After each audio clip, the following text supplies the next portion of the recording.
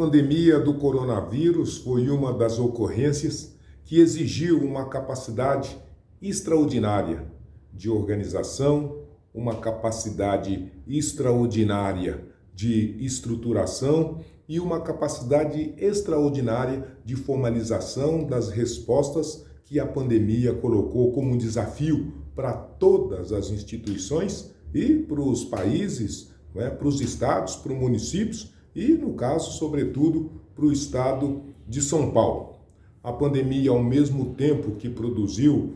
danos brutais e terríveis para a economia, para a infraestrutura de saúde, para a vida daqueles mais vulneráveis e que estavam limitados pela falta de acesso aos medicamentos, pela falta de acesso aos equipamentos como luva, máscaras, álcool gel, ela também demonstrou não só a capacidade de resiliência dessas pessoas e dessas instituições, como da mesma maneira colocou uma necessidade de um protagonismo na construção dos caminhos e das soluções para combatê-la e para superá-la, que de novo colocou São Paulo na fronteira da sua competência de realização, da sua competência de arregimentação dos esforços humanos e econômicos indispensáveis para uma situação dessa natureza e, ao final, demonstrou a grande potência e a grande formulação de conjunção de esforços no sentido de superar, então, esse desafio que pegou todos nós de uma forma inusitada e desprevenidos. E foi justamente quando, desafiado por essas circunstâncias, que São Paulo, de novo, saiu na frente e pôde fazer os dois movimentos que até hoje permitiu, primeiro, que o impacto do coronavírus pudesse ser minimizado no estado e na cidade de São Paulo, e segundo, construiu as bases para que, a partir de São Paulo, todo o Brasil pudesse ter acesso à vacina, às infraestruturas, aos equipamentos e mesmo aos hospitais e ambientes de saúde que pudesse receber os paulistas, os paulistanos, mas também tantos outros brasileiros. E daqui que com a vacina, com essa infraestrutura, com esse discurso de crença na ciência, com essa convocação para que a população, da mesma maneira, trouxesse o seu esforço e a sua contribuição, que nós vimos ao final iniciar já nos tempos atuais um processo de reversão ao que foi esses danos, ao que foi esses malefícios, então, da pandemia e do coronavírus. Então, para esse novo normal que se avizinhou, em que as pessoas tiveram que modificar suas rotinas, em que as empresas, os espaços de produtos e serviços precisaram ajustar e precisaram inovar para dar conta de continuar com a sua rotinização, nós temos também a crença e a segurança de que o caminho mais seguro, o caminho mais rápido e mais funcional para responder os danos e também as necessidades do coronavírus seria e será inovar, criar, construir e, sobretudo,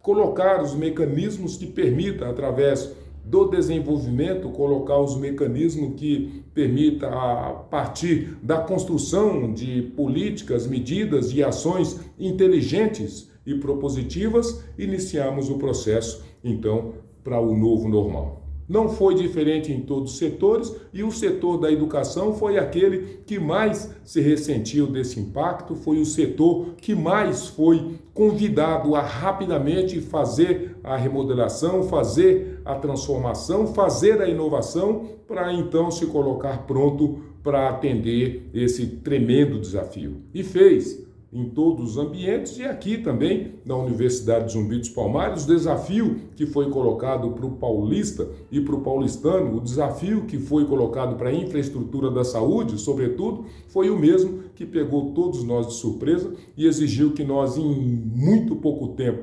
fizéssemos toda a transformação da nossa gestão acadêmica, do analógico para o digital, reconstruíssemos e formulássemos todas as nossas ações, intervenções e gestões acadêmicas a partir dessa estrutura da formulação pelo ensino remoto e, da mesma maneira, nos exigiu que construíssemos uma abordagem educacional que contemplasse, sobretudo, aqueles que não tinham acesso, aqueles que não tinham possibilidade de utilizar desses equipamentos digitais, para que, de uma forma estruturada, monitorada, pudéssemos, ao final, atender aqueles que estavam com as suas condições, atender aqueles que não estavam com as condições, reconstruir, então, um novo planejamento estratégico, contemplando esses alunos e seus familiares, e, ao final, chegar até aqui com essa nova ação, essa nova medida, esse novo normal colocado como uma tecnologia que ajudou, que será indispensável para o futuro e que, em grande medida, qualifica, não é, esse sentido de mudança, de transformação, de inovação, mas também de resolução de um problema e de uma crise que se apresentou de maneira criativa, de maneira proativa e de uma maneira até protagonizadora. De modo que acreditar, né, no futuro, acreditar na capacidade da ciência, acreditar na possibilidade da tecnologia e, sobretudo, acreditar na capacidade criativa das pessoas, do seu time que está à sua volta, é uma dimensão importantíssima para você se levantar e para você continuar, né, fazendo a mudança, fazendo as transformações, apesar da pandemia do coronavírus e apesar de todas as demais pandemias que poderão vir para frente. É acreditar no futuro, é acreditar na capacidade da criação humana, é acreditar, né, na inexorabilidade da ciência e do conhecimento e fazer de tudo isso um grande mecanismo de mudança, de transformação, de crença e de realização para um desenvolvimento que permita atender às necessidades de todas as pessoas.